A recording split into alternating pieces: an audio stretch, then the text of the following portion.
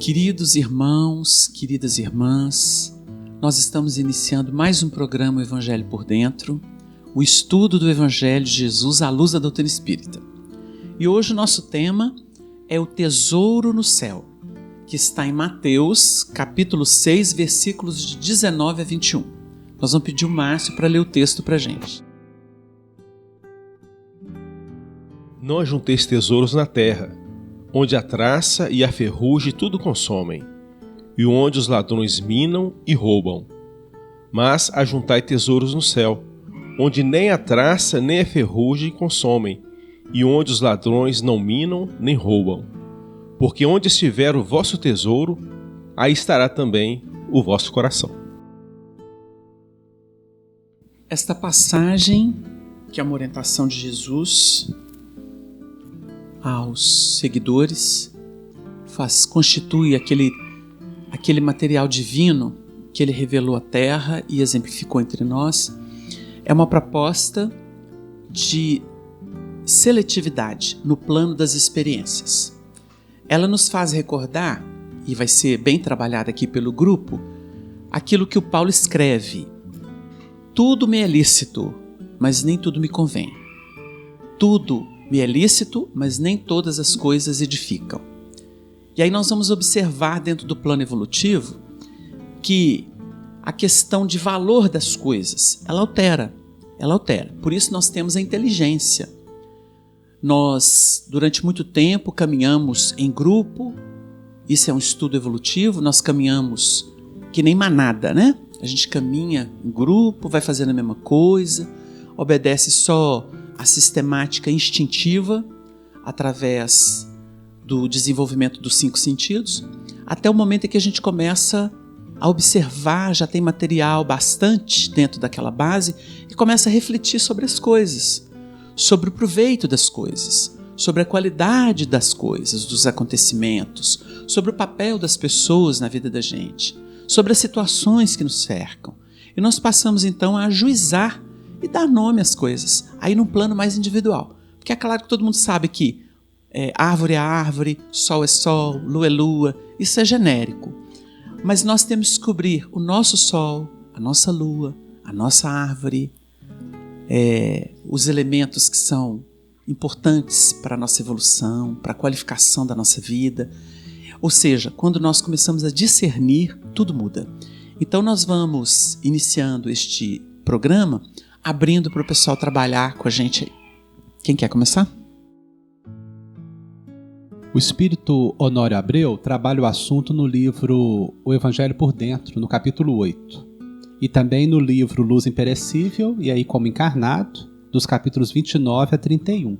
A passagem em si são apenas 3 versículos. Então a gente pensa assim, um estudo rápido, corriqueiro, é um assunto simples. E quando nós vamos fazer o levantamento de material, o material abunda. E parece que não tem fim, porque as referências são inúmeras sobre o assunto, né? Num primeiro momento, o Honório diz o seguinte, que a existência na Terra pode ser comparada a uma atividade comercial, a um grande negócio da alma. Então ele demonstra como que Jesus usa vários recursos desse para falar para a gente a respeito desse ensinamento moral que ele quer trazer. Jesus didaticamente se utiliza de situações da nossa vida para que nos toquemos em nosso coração, no nosso sentimento, para que a gente se abra para a compreensão do que está sendo trazido. Então Jesus fala da dracma, ele fala do tributo, a parábola do tesouro, a parábola da pérola, a parábola dos talentos, o óbolo da viúva, tudo tem a ver com dinheiro, com tesouro, com recursos amoedados.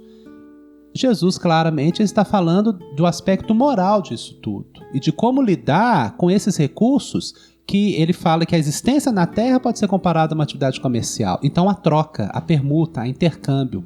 A mediunidade claramente é definida como intercâmbio, como troca energética, troca de intuições, de vibrações, de recursos espirituais. E a nossa vida como um todo é assim. A convivência humana é uma troca constante. Então pensar em tesouros é interessante.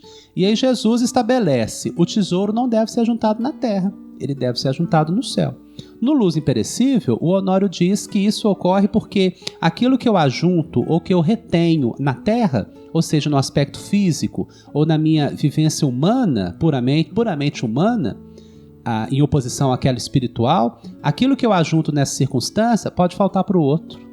Então eu estou retendo algo que em última instância, ou numa primeira instância, pertence a Deus. E Deus distribui aquilo a mãos cheias, né, para todo mundo. E aí se eu retenho aquilo, falta para o outro. Quando eu ajunto no céu, eu estou juntando essas situações na minha vivência espiritual. Porque aqui o céu não vai significar assim, eu desencarnado lá no céu, não. É o céu, toda a minha experiência espiritual. Ou talvez humana e espiritual, a conjunção dessas coisas. E não juntar simplesmente na experiência humana. Porque isso que eu junto nessa instância, que é o céu, não falta para o outro, não, é? Porque o outro tem o recurso de juntar lá também no céu dele. Porque o reino dos céus representa aquela conjugação de virtudes, né? De possibilidades de crescimento, de evolução. O outro também deve ser rico. E eu devo também trabalhar para que o outro se enriqueça. E o enriquecimento do outro não me deixa pobre. Isso quando se trabalha no céu. Se eu for trabalhar no campo humano, simplesmente, propriamente dito, o enriquecimento do outro pode faltar para mim, ou o meu pode faltar para o outro. Claro que a gente está falando em linhas gerais, né?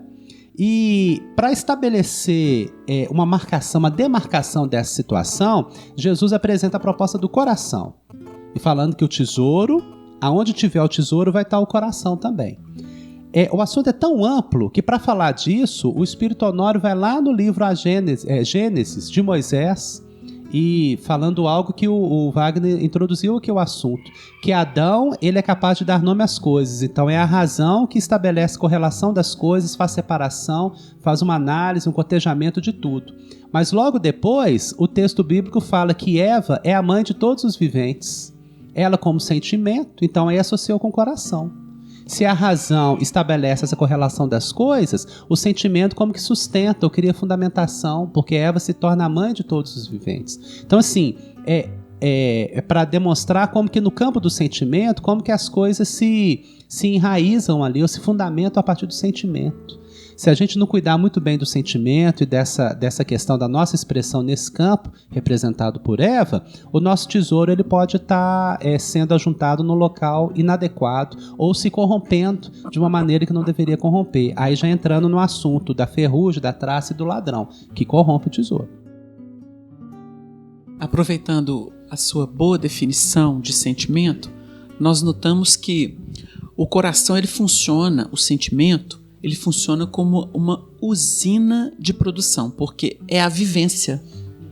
O elemento ele pode ter uma ideia de alguma coisa, mas ele só tem domínio sobre aquilo quando ele experimenta. E aí precisa do coração, porque a ideia fecunda, mas o sentimento é que gera. Então, o Adão, ele na verdade, não, ele ganha autoridade quando a Eva é fecundada por ele, né? E aí a gente vai até trazer aqui para reflexão, um ensinamento de Paulo que entendeu tão bem esse processo, que a gente precisa deixar o coração entrar nos processos. Ele diz assim, a cabeça da mulher, a mulher é o coração, né? E o homem é a razão. A cabeça da mulher é o varão. Mas a cabeça do varão é o Cristo. E a cabeça do Cristo é Deus. Nós vemos a ordem, ou seja, você só tem quando chega no sentimento. Vem de Deus e quando para no sentimento, aí você exemplificou, aí você revela o talento. Então a gente começa a entender por que o tesouro é no coração, não é? É bonito, né, gente, quando a gente vai analisando essas aberturas que a doutrina, o evangelho nos proporciona, porque é um trabalho profundo do espírito, e se tratando do próprio sentimento, que estabelece os vínculos, as diretrizes, as promoções. Mas temos que observar também o campo do trabalho em que nos encontramos, que é a Terra, o mundo físico. E a doutrina espírita nos orienta que é importante a união entre o espírito e a matéria, para intelectualizar a matéria, mas nessa dinâmica, o que está acontecendo? O espírito está tendo a oportunidade de realmente se movimentar no seu desabrochar para que o sentimento alcance esses níveis superiores, que Jesus nos mostra.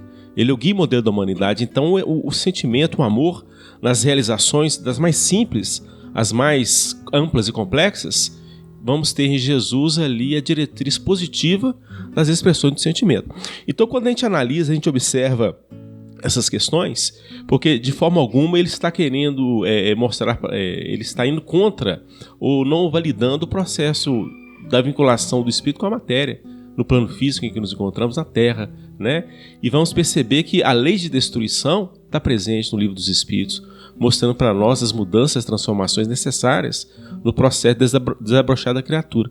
Então o grande problema não é estarmos aqui, usarmos, né, os recursos que são disponibilizados para a evolução do espírito, mas é o nosso sentimento ainda acanhado, nas expressões muito simples, de apego. Os recursos estão aí para serem utilizados na transformação e na mudança do espírito, e não ficarmos tendo nele o objetivo primordial da vida da existência. Então, a criatura é direcionada para um ambiente mais denso, plano físico, com o objetivo de operar transformações e mudanças, alcançando esse sentimento nobre, esse sentimento elevado, que passa a realmente dar vida às ações, ao comportamento, às diretrizes e às construções positivas que a vida vem nos oferecendo. Há imagens muito fecundas nesse texto. As imagens são aquelas palavras que se tornam chaves e que, fora desse contexto, elas representam outra coisa. Por exemplo, traça, ferrugem. Como é que você vai tirar o ensinamento moral de uma ferrugem? Sim, é possível, da maneira didática como Jesus apresenta o assunto. E aí, aqueles capacitados para decodificar as chaves foram nos ensinando ao longo do tempo. Inúmeros trabalhadores, divulgadores, experimentados nesse trabalho foram construindo isso ao longo do tempo. Por exemplo, no livro Luz Imperecível, o Honório com a sua equipe, o Honório encarnado com a sua equipe, trabalha da seguinte forma: traça e ferrugem, agentes naturais que promovem destruição e renovação. Então, isso está vinculado à lei de destruição. Um estudo mais amplo, mais completo, precisa ir lá no Livro dos Espíritos, na terceira parte, as leis morais, e estudar a lei de destruição. Porque se a gente não tiver essa compreensão doutrinária do assunto, parece que simplesmente vem uma destruição, acaba com tudo, nós nos sentimos culpados, ou perdidos, ou desesperados, e parece que aquilo não tem um fundamento evolutivo. Não, tem um objetivo, tem uma proposta evolutiva naquilo. A traça vem, a ferrugem, o ladrão, com uma proposta de melhoria. Por isso tem que estudar a lei de destruição, né? Então olha só como é que eles comentam no livro Luz Imperecível. A traça, ela vai agir nos elementos mais frágeis, que não oferecem resistência, nos materiais menos duráveis, né? A ferrugem, ao contrário, age naqueles elementos mais duros, mais resistentes. O metal que você pode pensar assim, isso aqui dura séculos. Se a ferrugem o atingir, não, ele vai ser consumido. Então nós vamos pensando naquelas situações, naqueles recursos da nossa vida, dos nossos implementos, mais frágeis e mais resistentes, que são transformados pelo tempo. E é dito que a lei do uso determina que a única forma de conservar uma coisa é utilizá-la. Não parece estranho? Mas isso é uma experiência da vida. Deixe um carro na garagem durante muito tempo. Ele se consome pela falta de uso. A maneira de garantir que o carro funcione bem é que ele seja utilizado da forma correta, porque se eu utilizo inadequadamente, ele também vai se consumir de uma forma inadequada.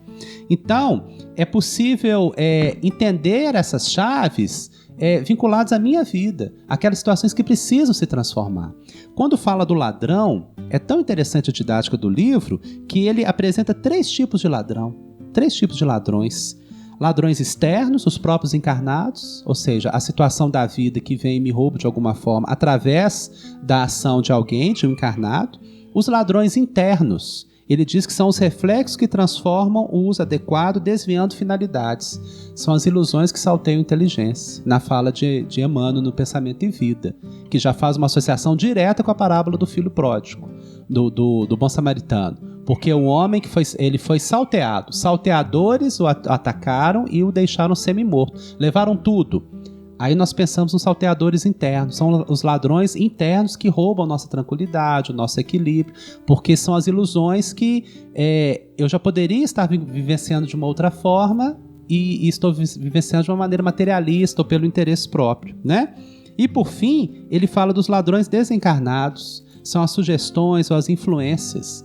É a abertura mental que eu dou para que haja uma influência negativa me desviando do rumo.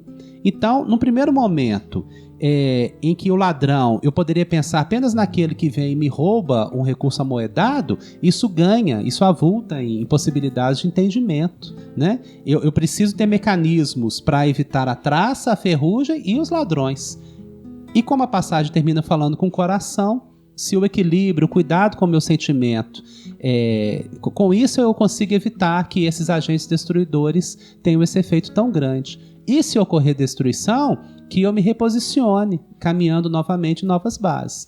Como aquele pescador que larga a rede, foi estudado outro dia pelo grupo. O pescador, ele larga a rede para seguir após Jesus, largando o pai e o barco. Então ele encontra lá na frente um novo recurso. A transformação que ocorre não o deixa paralisado. Ele se posiciona novamente, né? Com mais qualidade. Você me fez lembrar que essa traça, esse ferrugem, o que acontece na vida comum da gente? A gente passa por uma dificuldade e perde algo da vida emocional ou material. E a gente pensa da seguinte forma: eu estou precisando tomar uns passes. Eu estou precisando ir conversar com o médium.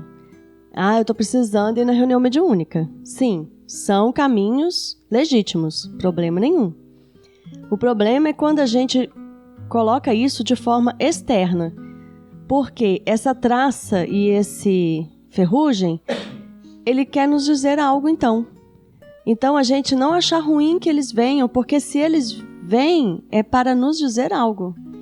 E através disso pensar, se isso que eu tanto valorizo está enferrujando, se isso que eu tanto valorizo é um amigo que nos decepciona, pensar, por que isso? Então, é como se fosse o fogo trazendo renovação. Destruiu alguma concepção minha. Eu amava aquele móvel e o ferrugem consumiu.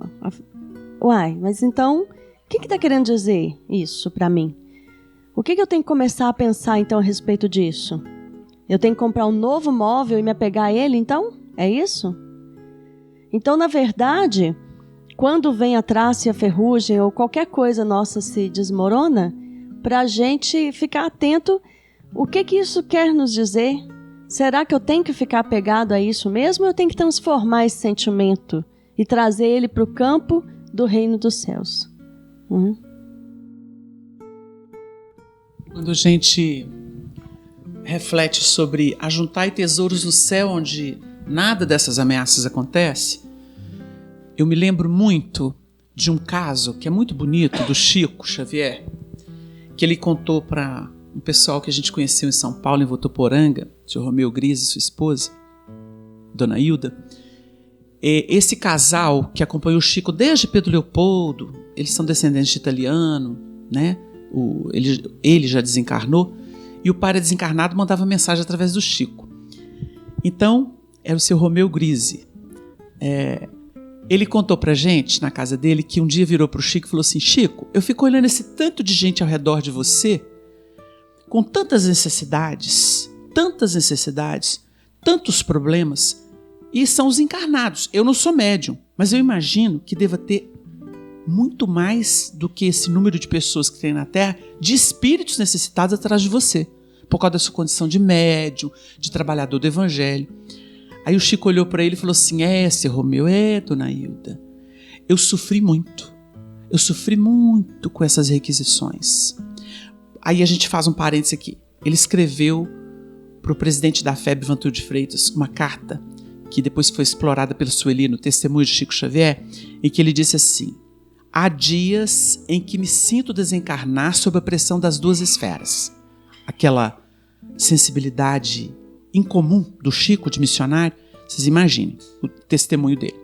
Aí ele continuou o assunto e virou e falou assim: pois eu levei, explicando para o casal de São Paulo, eu levei em torno de 20 anos para conseguir me situar na faixa espiritual do Dr. Bezerra. Depois que eu consegui isso, eles deliberam o que eu tenho que atender e fazer. Não sou mais eu, não era mais eu. Então vocês notem, um missionário levou quase 20 anos com aquela sensibilidade toda para aprender a subir o nível vibratório e começar a viver na faixa do Dr. Bezerra de Menezes. Ele quis dar uma referência. Mas esse não é o convite que está tendo aqui. Porque se a gente quer ter um tesouro no céu onde traça não rói, ladrão não rouba, ferrugem não ataca, Você tem que sair do plano puramente material. Foi o que o Chico fez. Ele elevou-se tanto em prece, em vibrações, em pensamentos. E a gente sabe disso porque, convivendo aqui com os grandes amigos dele de Pedro Leopoldo, como Arnaldo Rocha, como a dona Neném Aluoto, como Peralva, a gente ouviu muitos casos, depoimentos sobre a luta do Chico. Então o Arnaldo, por exemplo, contava pra gente, Arnaldo Rocha, ex-esposo do Espírito Meimei, ele contava pra gente que ele virava pro Chico e falava assim: Ô Chico, isso aí é um terreno perigoso, esse camarada é canalha. Diz que o Chico olhava assim: não, meu filho, não diz isso, o nosso irmão é muito bom, ele tem isso, ele tem aquilo. Lá na frente dava problema. O Chico só dava um sorrisinho para Arnaldo e às vezes falava assim: Arnaldinho, você tem faro para problema. Mas na verdade o Chico apostava no melhor, porque ele escolheu isso para a vida dele. Então tem hora que a gente fica pensando, juntar tesouro no céu não seria dar chance às pessoas de serem melhores? E aí tem uma coisa que o Márcio gosta muito de falar na reunião, é aquele texto do Evangelho em que Jesus vai recebendo, naquele momento que ele está no monte, e vem os soldados com Judas, capitaneados por Judas, para poder prendê-lo. E o sinal é que ele beijaria a face e eles prenderiam o mestre, para saber quem era que eles tinham que prender. Quando Judas chega, Jesus sabia de tudo aquilo. Ele abre os braços e pergunta: a que vieste, amigo? Aí o Emmanuel comenta: até no último instante, Jesus acreditou em Judas. Não desistiu dele. E a gente desiste por muito pouco das pessoas. Desiste de casamento, desiste de filho, desiste de irmão, desiste de amigo. Por tão pouco. A gente não aposta no melhor. Ajuntar tesouro no céu tem essa conotação. Vamos sublimar. Tá difícil? Podia ser pior. Vamos fazer uma festa com isso aqui? Vamos ter bom ânimo, vamos ter alegria, vamos enfrentar com bom ânimo. Tudo passa, gente. Não é por aí? Então a gente fica pensando nesse ajuntar tesouros no céu, onde nada desses problemas de transformismo pela lei acontece. Porque com Jesus é outra história, né? Então dá o que pensar. Tem uma referência doutrinária de Kardec no Evangelho segundo o Espiritismo, capítulo 25, item 8, que fala do coração. Nós chegamos nessa passagem pelo coração. A gente faz aquela busca no computador, no próprio livro, e vamos ver Kardec falando de coração. Aí a gente encontra um texto maravilhoso que fala sobre tesouro também. No primeiro momento, o texto está falando sobre tesouro material, sobre recursos materiais da humanidade. Mas aí a gente vai percebendo a profundidade moral disso e como que esse recurso tem a ver com o que está no coração de cada um. Porque no item observar os pássaros do céu, é comentado o seguinte: a terra produzirá o suficiente para alimentar a todos os seus habitantes, quando os homens souberem administrar, segundo as leis de justiça, de caridade e de amor ao próximo, os bens que ela dá. A caridade e a fraternidade não se decretam em leis. Se uma e outra não estiverem no coração, o egoísmo aí sempre imperará. Cabe ao Espiritismo fazê-las penetrar nele. Kardec define aqui com grande profundidade, com grande clareza, que cabe ao Espiritismo fazer com que a caridade e a fraternidade penetrem no coração humano, porque não vai ser uma lei externa que vai dizer para as pessoas serem fraternas. Nós temos observado o Espírito Honório Abreu trabalhar muitas equações trinas. Ele fala assim: isso é uma trindade, uma equação trina. Como que é isso? A trindade universal, Deus, Espírito e matéria. Mas ele até fala assim, teologicamente no mundo, a gente até vê uma equação trina. Deus, Pai, Filho e Espírito Santo. Mas ele trabalha de outra forma também. Religião, filosofia e ciência. Né? É uma equação trina também. E aí vai trabalhando isso. Depois ele fala de justiça, amor e caridade. Isso é uma proposta didática de se entender processos educativos. O processo educativo ele pode ser resumido assim em 3 etapas. Quando eu começo a ter a teoria da coisa, a concepção, depois no segundo processo eu começo a experimentar aquilo, mas é na terceira etapa que eu junto teoria e prática. Então eu posso fazer síntese. Quando eu consigo fazer a síntese do que eu sei e do que eu estou vivenciando, eu concluí um processo e inicio uma nova etapa trina, né? Uma nova sequência de 3. São propostas didáticas. Nós ficamos pensando, uma proposta dessa, dessas, trina, que a humanidade já vem trabalhando há alguns séculos, né? E que almas muito elevadas, muito nobres, trouxeram, fundamentaram isso na vivência humana, que é a proposta da Revolução Francesa.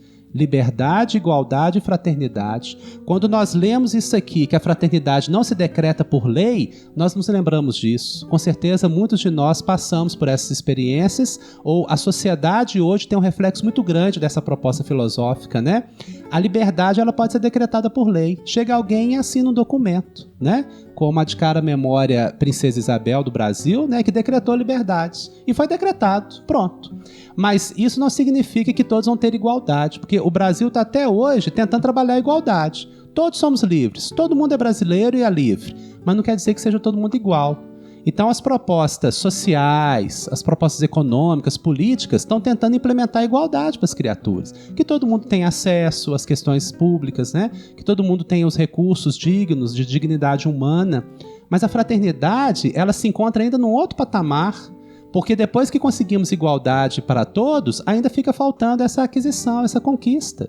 Vai ser necessário que a fraternidade entre no coração de todo mundo, de todos, e que nós nos amemos como irmãos mesmo, porque fraternidade é ser irmão, né? Então, o Espiritismo está fazendo esse processo, o Evangelho vem trabalhando isso. Nós ficamos desconcertados, às vezes, de observar isso, porque o Evangelho é de todo sempre. Ele foi codificado por Jesus e apresentado pelos evangelistas há 2000 anos. Mas o Evangelho é a lei divina expressa no universo. Então, né, não se coloca uma data para o Evangelho. O Evangelho é de todo sempre, é de Deus, né? E como é que só hoje a gente começa a entender um pouquinho isso? Tudo que a gente puder fazer para libertar corações, trabalhar a igualdade, mas principalmente vivenciar a fraternidade, nós estamos dentro dessa proposta de ajuntar tesouros no céu.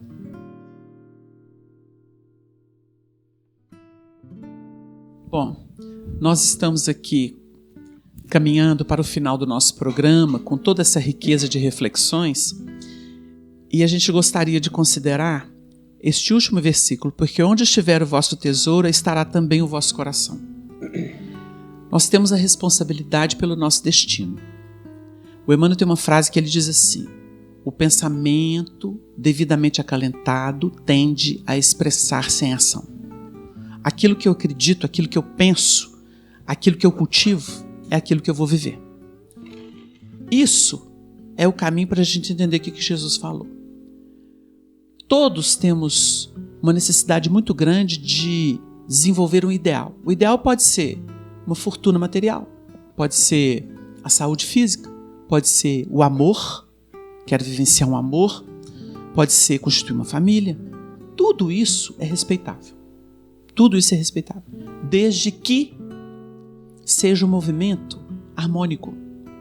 Porque quando, diz Emmanuel, quando alguém se devota de modo exclusivo, obsidente, aos seus cofres monetários, isso se chama usura. Exclusivamente. Então eu posso amar, mas eu não posso esquecer que eu tenho deveres diante da humanidade. Uma pessoa que quer viver uma tórrida paixão. Aí o Chico definia assim: a paixão é o incêndio do Joelma. Ou seja, em algumas horas, um prédio inteiro foi consumido pelas labaredas. Ficou cinza e gente morta. É isso que ele quis dizer. Aí perguntaram o que era amor.